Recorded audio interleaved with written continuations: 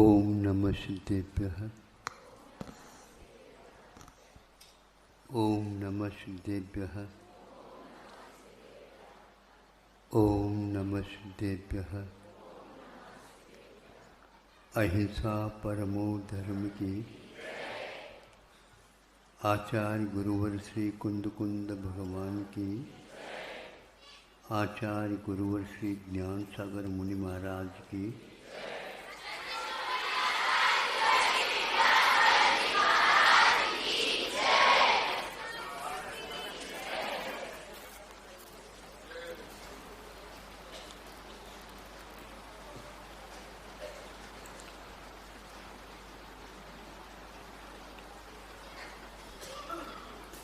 साधना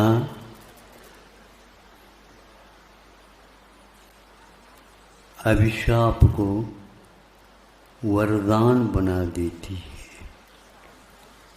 भावना पाषाण को भगवान बना देती है। विवेक के स्तर से नीचे उतरने पर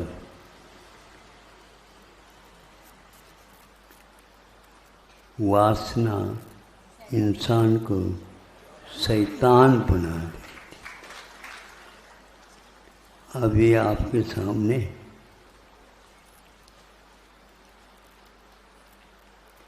यहाँ के विद्यालयीन छात्राएं तत्वार सूत्र का पाठ करके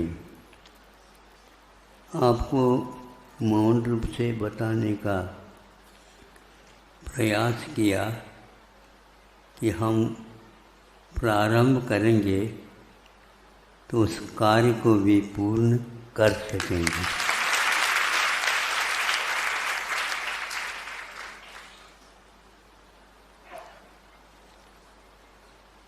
छोटी उम्र में सुन करके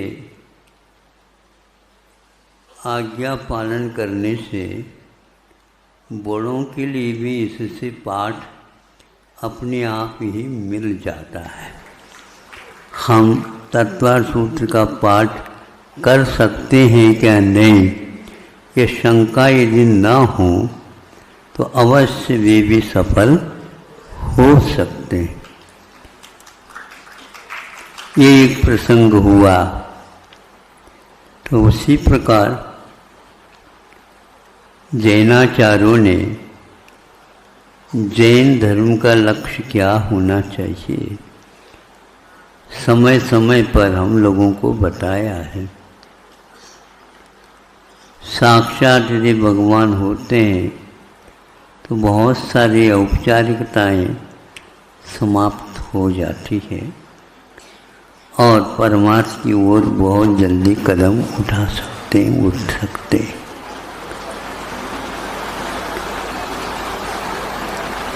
इतिहास हम लोगों का पापमय रहा है, इसमें कोई भी बच नहीं सकता।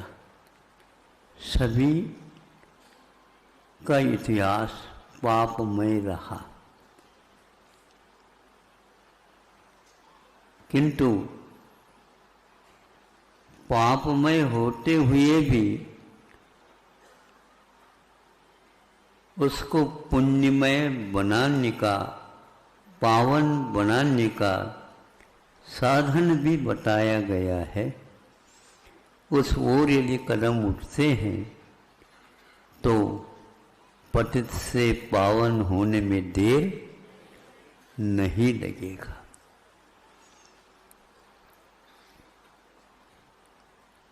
हम बाहरी वस्तुओं से पावन,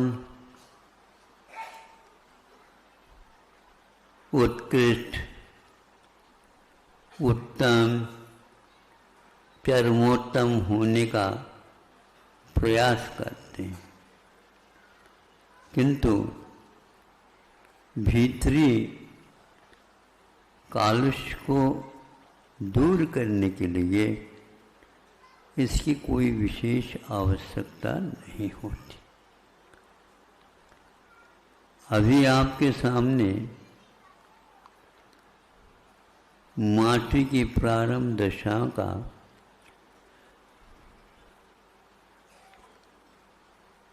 शब्द कम, चित्र का पूर्ण अभाव, किंतु एक साथ सुनने वाले का उसके अभिप्राय की ओर दृष्टि चली जाती है।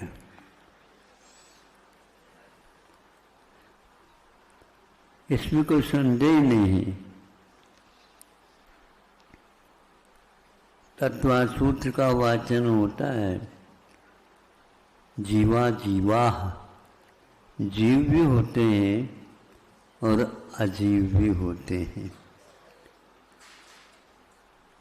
अजीब या आश्चर्यवाचक भी शब्द है। ये कैसी अजीब बात कह दी इन्होंने। तो जीव अजीब नहीं है और अजीब भी नहीं है। जीना जानता है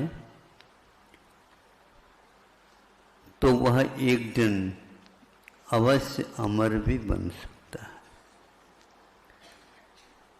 सीमा जब तक है उतना ही है जीवन, ये समझना ही गलत है। आप काल और क्षेत्र के विषय में इसके आगे इसके आगे इसके आगे क्या है सोच विचार कर लीजिए। उस क्षेत्र के बाद क्या? आकाश शानंता है।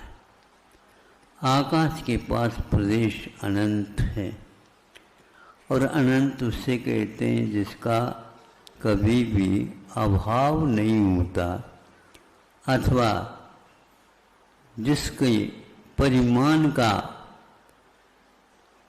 उम्र का कभी भी अभाव नहीं होता।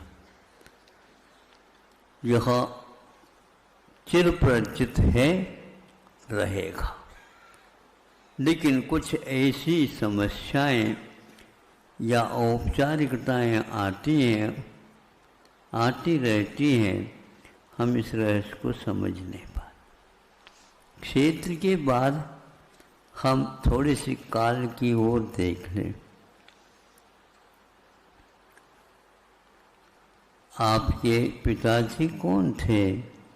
पूछा गया। वो ऐसे थे, उनका काम किराना का काम चलता था, आदि आदि। ये भी बताओ आप, पिताजी का ये काम होता तो पिताजी के पिताजी क्या करते थे? ये तो पूछना पड़ेगा। पूछ तो दो एक बार। पूछा गया तो फिर इसके उपरांत उस दादाजी को भी पूछ लो, उनके भी कोई पिताजी होंगे। इस प्रकार आप थोड़े से प्रवास कर लीजिए, कहीं अंत आ जाए तो मुझे आकर के बता दीजिए। दादाजी, परदादाजी, छड़दादाजी, ये इनका कभी अंत नहीं होता। अब तो असंख्यात कभी शब्द नहीं होते, संख्या भी नहीं होते। अलौकिक गणित के माध्यम से जब सोचते हैं, अभी विज्ञान पंगु है, पंगु, बोना है, बोना। अभी उसे अलौकिक गणित के बीज बोने होंगे तब यह पता लगेगा। स्वयंभू रमण समुद्र अंतिम माना जाता है। उससे पूर्व में असंख्यात स्वयंभू समुद्र आ जाते हैं, तब वह अंतिम आता है। ये इसलिए कह रहा हूं कि अंतिम कहने से ये सारे के सारे अलग हो जाते हैं उससे। असंख्यात जब समुद्र आएगा उसको वस्तुतः है उस समुद्र का नाम रखा है, कौन सा रखा है? स्वयंभू रमन समुद्र है। आपका नाम क्या है? ये आपके नाम वाले इसी शहर में कई मिल सकते हैं। इसीलिए जब नामों की पुनरावृत्ति होने लग जाती है तो हम संख्या की ओर चले जाएं, और संख्या की जब पुनरावृत्ति होने लग जाए फिर उसको हम बदल करके पुनः दूसरा लिख लेंगे। जब असंख्यात को छू जाते हैं तो फिर संख्या समाप्त होने से फिर दिखता है कम से कम अंत तो आ जाएगा। इसके बाद अनंत खड़ा हो जाता है। अनंत खड़ा हो जाता है तो वह कह देता है अब पुरुषार्थ मत करो, अब पुरुषार्थ मत करो, क्योंकि इसका कभी अंत नहीं होने वाला है। तो कब से ये माटी यहाँ पर है इसका भी अपना इतिहास होगा। आपके लिए 5 स्थावर मिलेंगे, पृथ्वी, जल, अग्नि, वायु और 5वां वनस्पति। इसके भेदों भेद बहुत सारे हैं। ये बदलते बदलते हुए स्थावर से फिर एक स्थान से दूसरे स्थान के जाने की क्षमता वाले त्रस बन जाते हैं। त्रस बनते हैं, उसका भी विकास हो जाता है। विकास करते करते जाता है, ढूंढता यहाँ पर सुख मिल जाएगा, नहीं मिलता है तो त्रस्त हो जाते हैं। त्रस से त्रस्त हो जाते हैं। त्रस्त क्यों हो गए? क्योंकि त्रस से त्रास होने लगा। त्रास, त्रास समझते हो? महाराज क्या बताएं, हमारे त्रास की कथा आप सुन सको तो सुना ले। सुनो पहले, आपकी कथा इतनी लंबी चौड़ी है, जितनी भी केवली हैं वो सभी मिल जाएं और आपको संतुष्ट करो। संतुष्ट कोई होंगे नहीं, ऐसी आपकी त्रास की कथा है। सुनना चाहोगा कथा अपनी? और माटी की तो आप कथा सुनने के लिए तो हाओ कहकर क्या बैठ गए आप? तुम्हारी कथा कोई कहने लग जाए ऐसा भी संभव है क्या? संभव है, नहीं होता तो ये मूक हो करके माटी बोलती क्यों बताओ हमें।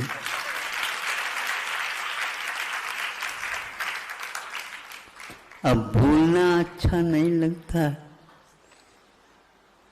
अब चित्र अच्छा नहीं लगता, विचित्र अच्छा नहीं लगता, किंतु संवेदनशील या रेखा मात्र बना लेते हैं तो उसमें से ध्वनि ये निकलती है। तुम भी यदि पुरुषार्थ करो, तुम भी सम क्या करो? तर जाओ। ये मूक माठी में सुनते पंक्ति आई है।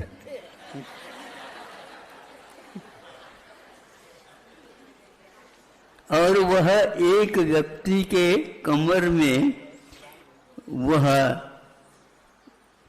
घड़ा मिट्टी का, उसको रस्सी से बांध करके तुम भी सम तर जाओ।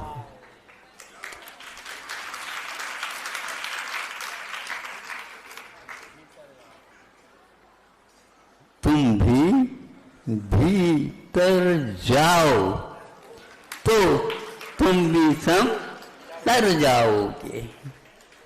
ये वैचित्र शब्दों के हैं। इन सबको यह मूक माटी आपके सामने रख रही है और आत्मविश्वास के साथ रख रही है। मुझे कुछ समय के लिए विस्मय हुआ, कल इसको सुना और कुछ नहीं, ध्वनि अपने आप ही आ रहे हैं।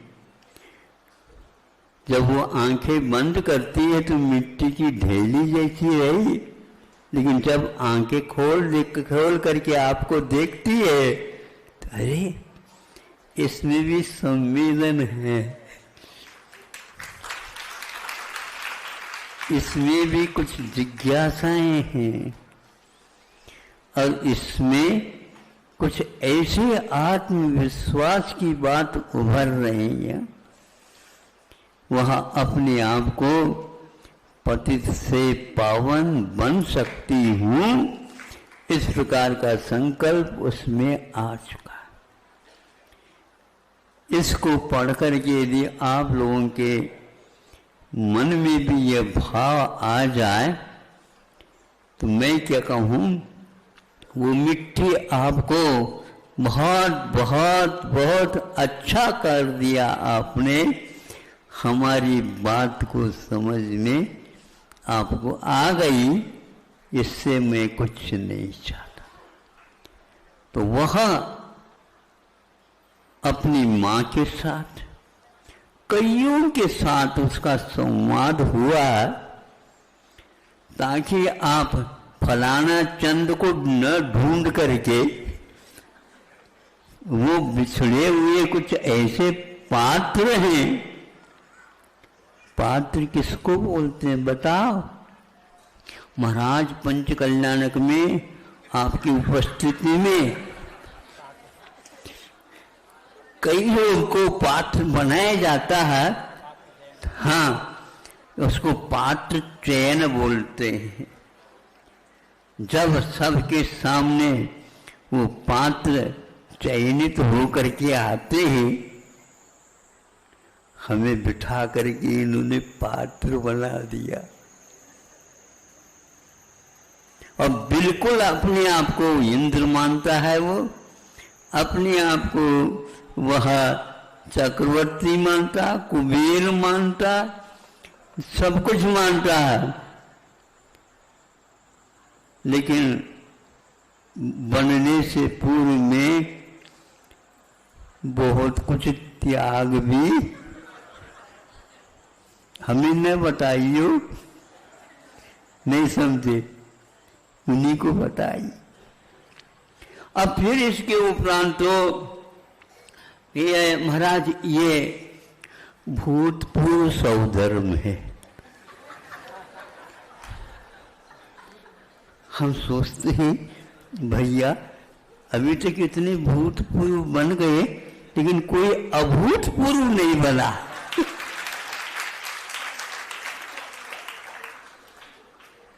भूतपूर्व का उल्टा अभूतपूर्व होता है ना, ये सब होते चले जाते हैं।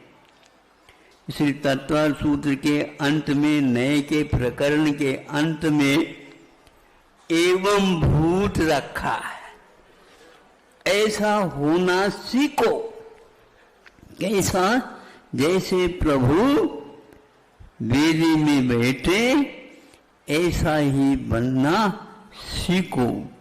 इसीलिए यह सौधर्मेंद्र आदि का पात्र है रखा है। यह ऐसे ऐसे पात्र इसमें हैं कि वह संवाद कुछ ऐसा रोचक बन पड़ा है तो वह और कुछ नहीं चाहिए। बड़े बड़े विद्वान भी इसको अब पढ़ रहे हैं, किंतु यदि अब आगे एक कदम बढ़ाए हम पढ़ने के बाद उस रूप होने का जब इरादा हमारा बनता है, फिर क्या कहना, निगम भी पीछे छूट जाएगा और संग्रह भी छूट जाएगा और व्यवहार भी छूट जाएगा। इस प्रकार सभी छूटते छूटते छूटते जब एवं भूत नय आ जाता है, ऐसा ही है। अशोक कहने से शोक को छोड़ना पड़ेगा। जब आप शोक छोड़ोगे तो अशोक बनने की सार्थकता आपके सामने आ जाएगी। आप अभूतपूर्व बनना चाहते हो तो इस कथा को पढ़ो, अवश्य ही आपको इससे सीख मिलेगी। सोच रहा था ये मूक माटी शीर्षक रखूं या न रखूं, तो फिर हमारे लिए परेशानी हो जाएगी। इसलिए हमने कहा कि भैया यही बता देगी, देख लो।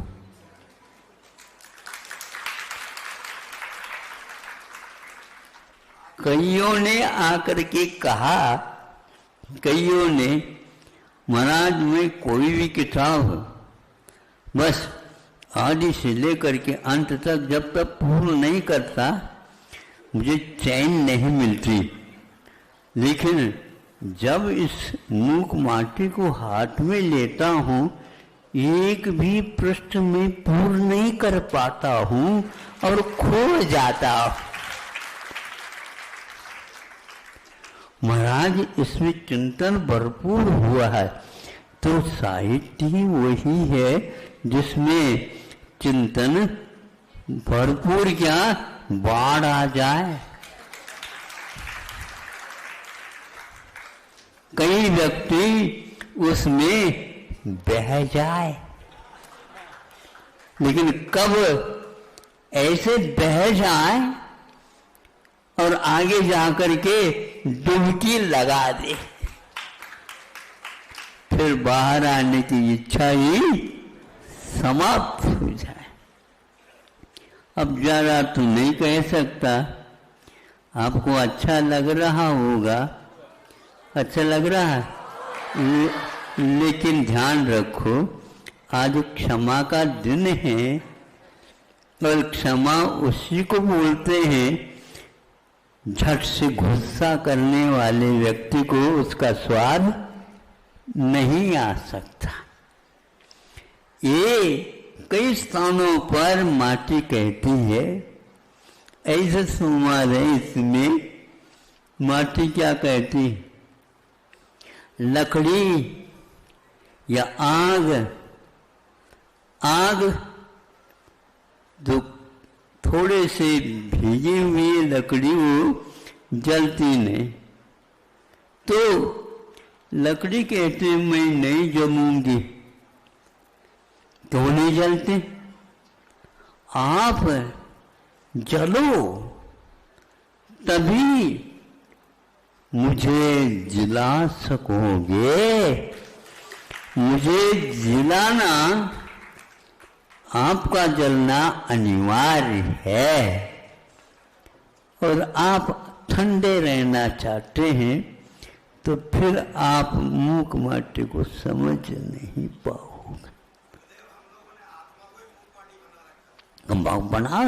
बना रखो लेकिन बोलो नहीं।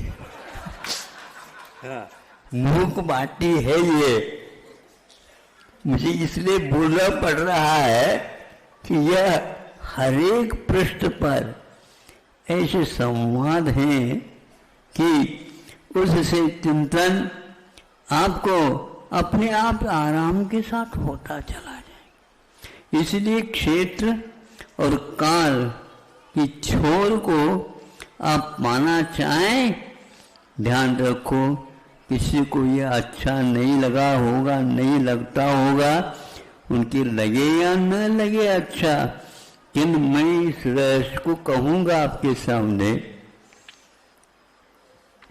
आज तक किसी एक केवली अथवा अनंत केवली बैठ करके यह साहस नहीं कर पाए कि आदिम केवली कौन हुआ।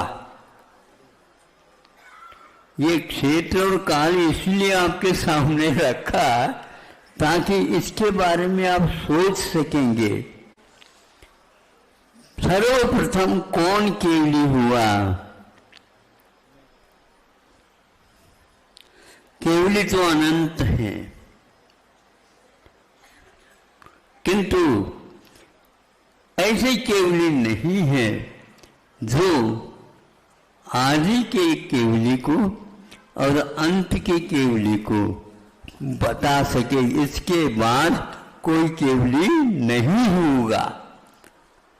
इसलिए घबराओ नहीं, हमें कब होगा? हम तो मध्य में हैं, हम मध्य में हैं। हमारे पीछे भी अनंत हैं और हमारे आगे भी अनंत है। इसलिए हमारी बुद्धि की कमजोरी नहीं है। सभी इसी प्रकार इस कमजोरी से गुजरते हुए केवली बनते हैं। हाँ बिल्कुल, कि कोई मैं छोटा हूं, ये बड़े हैं, ये विकल्प छोड़ दो, ऐसे कहने वाले खड़े हो जाते हैं। नहीं समझे, चक्कर आ सकता है, गिर जाओ। इसलिए बैठ करके शांति से आप सोचो, कोई भी यहाँ पर ऐसी केवली नहीं है कि जो इस छोर को उस छोर तक पहुंचा सके।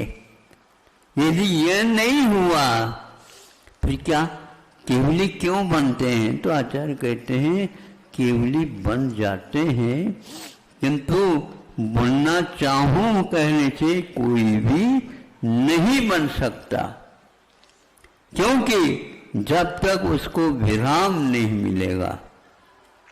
आगे जितने बढ़ेंगे आप उतने ही तत्व अमियो अलोखम, इससे आगे अमित मैंने मर्यादा के बाहर आकाश फैला हुआ है। तो आकाश के पास सबसे ज्यादा बड़े प्रदेश हैं, किंतु ये ध्यान रखना वह स्वयं को नहीं जान सकता, केवली भगवान उसको भी जान लेते हैं, लेकिन छोड़ को नहीं जान सकते। वह जो जानने की बात ही नहीं है, वह ज्ञेय के रूप में ज्ञाता जब ज्ञेय की ओर से हट करके अपने आप को जानेगा तो और छोर को भूल जाएगा। ऐसा यह एक प्रकार से हमारा जीवन आज तक आया है, आगे भी आगे बढ़ता ही जाएगा।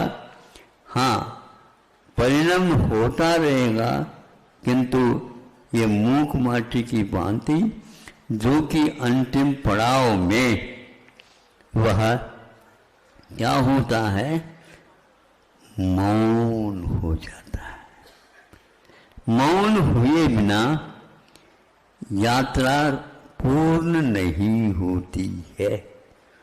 अब आप लोगों को समझना है, आज यदि क्षमा का दिन है तो ये पहले पूछो, आज तक क्षमा का परिचय हुआ ही नहीं, तो हम कैसे क्षमा समझे? समझना नहीं, क्षमा क्षमा करना है।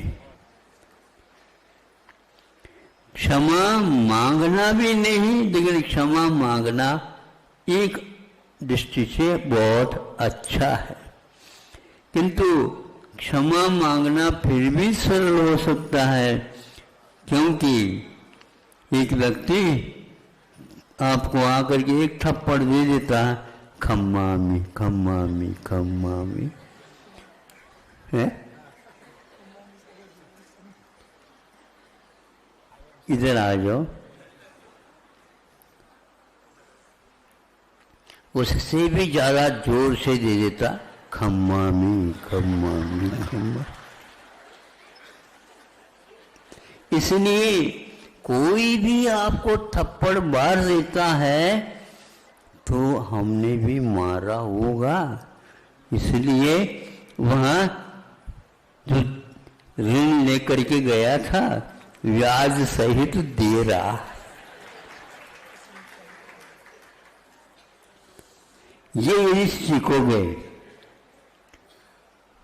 आप तो धीरे धीरे गांधी के समान हो जाओगे। नेता बनना चाहते हो, नेता बन बैठे,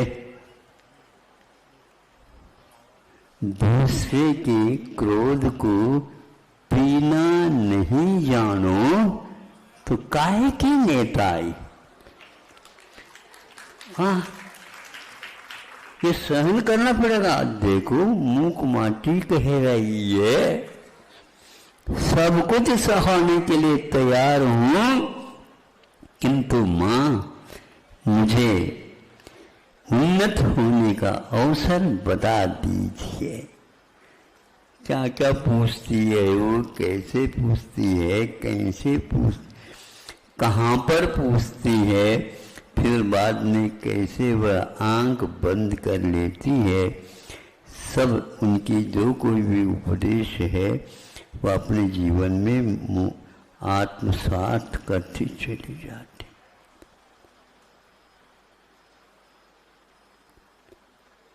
सभी लोगों को ज्ञात है कि मिट्टी पैरों तले ही रहती है, लेकिन मिट्टी कहती है आपकी प्यास को भी बुझा सकती हूं मैं, सहन भर करो।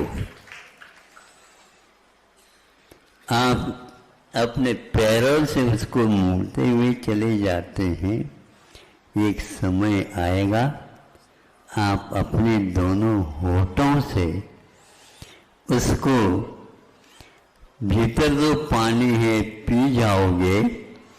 अरे माठी, तुम्हारे पास कोई भी आना नहीं चाहता था, और आज यह प्यास बुझाने का काम आप कर रहे, आप नहीं कर सकते। ऐसे ही ये क्षमा धर्म है बंधु, इसको आप अपनाओगे तो प्रभु बनने में कोई देर नहीं लगने वाला है। खम्मामि सब जीवाणु मेटी में सब भूतेषु वैरम मध्यम न के। मैं सबको क्षमा करता हूँ और मुझे कोई क्षमा नहीं भी करे, अपना कर्तव्य पूर्ण करता हूँ। एक बार और क्षमा मैं चाहता हूँ और क्षमा करता हूँ। तीन लोक में कहाँ कहाँ पर जीव है, एक इंद्रिय भी है, द्विंद्रिय भी है, पंचेंद्रिय है, चार गतियों में भी भरे हुए हैं, जहाँ जाओ वहाँ पर है। इस प्रकार उनके साथ व्यवहार हमारा जो कुछ भी गलत हुआ है उसके लिए मैं क्षमा चाहता हूँ, हृदय से क्षमा चाहती हूँ। जब मीच वह मूक माटी भी जब ये बात कहती है, उसके आँखों में से आंसू, पानी नहीं कहो, हाँ नहीं तो पिए जाओगे आप। वह आंसू है और वह सजीव है। आपके आंखों में प्रतिक्रमण के समय पर ऐसे ही आंसू आना चाहिए। सामने वाला व्यक्ति क्षमा करे या न करे, क्षमा मांगे या न मांगे, इससे कोई नहीं का अनंत जीव है। बहुत गलती करते आए हैं हम, इसलिए भूल जाओ मैं दुरात्मा हूँ, यहाँ से प्रारंभ हो जाता है। अनेक प्रकार की गालियाँ आप सुनना नहीं चाहते, आपके मुख से निकल रही है वो, और मैं पापी हूँ, दुरात्मा हूँ, दुष्ट हूँ, मायावी हूँ और क्या नहीं हूँ। अच्छे को छोड़ करके और कुछ भी यदि है तो बुरों का नहीं, बुराइयों का ढेर हूँ। भगवान क्या प्रतिक्रमण करूँ, मैं कुछ कर नहीं सकता, ऐसा मैं हूँ। इससे पाप का प्रक्षालन होता है। ऐसा अंत में इसमें मिलेगा आपको अग्नि की परीक्षा और चांदी सी राख। ईंधन जो हैं वे बबूल के भी ईंधन हो तो भी जो काली काली है उसको जलाओ तो राख कैसी होती है हमें बता देना है। सफेद शुक्ल लेशा, शुक्लतम लेशा। अग्नि के द्वारा जब वह बबूल की लकड़ी जल जाती है तो वह शुक्ल लेशा में परिवर्तित हो जाती है। इसलिए यह कहना है अग्नि की परीक्षा है। ये अग्नि जलाते ही ना, उसकी परीक्षा है। यदि वहाँ सफेद नहीं राख नहीं बना देती तो अग्नि में कुछ कमी है ऐसा मानना पड़ेगा। इसलिए उसको अग्नि की परीक्षा और चांदी सी राख इस शीर्षक से मीमांसा करने वालों का कहना है महाराज इन तीनों को तो आप खंडकाव्य के रूप में स्वीकारो और यह अग्नि की परीक्षा और चांदी सी राख को ही प्रबंध महाकाव्य कहो तो भैया कहने वाले तो आप हैं। हम नहीं समझते ये छोटी है क्या बड़ी है, अणु है अथवा यहाँ महा है, ये तो मैं ये नहीं कहता, क्योंकि यह मात्र एक जीवन ऊपर की ओर ले जाने की प्रक्रिया है। आप चाहते हैं तो इसको प्राप्त कर सकते हैं। और इसके आगे मैं क्या कहूँ, आज तो प्रथम दिवस है आप लोगों का और कई लोग हमारे पास आते ही रहते हैं, बार बार आते रहते हैं। वो सरैया है,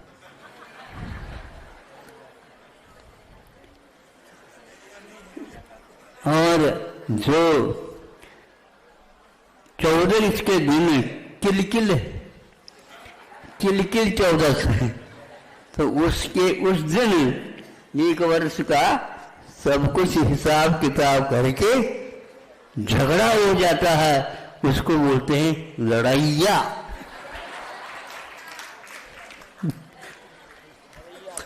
अब इसके उपरांत आप लोग भाद्रपद में आए हो, इसलिए बधाइया।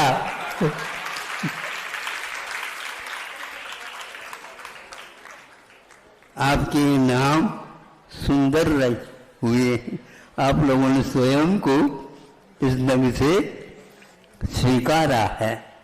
हम प्रभु से प्रार्थना करते हैं, अपने लड़े आपस में, यदि लड़ना ही है तो अपने ही क्रोध के साथ, नहीं समझे, जीभ को कहाँ कर रखो, दांतों तले, उसको रख करके ऐसे क्रोध को समाप्त करने का संकल्प ले। वो समय पर बताऊंगा, आज तो इतना ही है। अब भाद्रपद में अभी तक तो वर्षा काफी होती रही,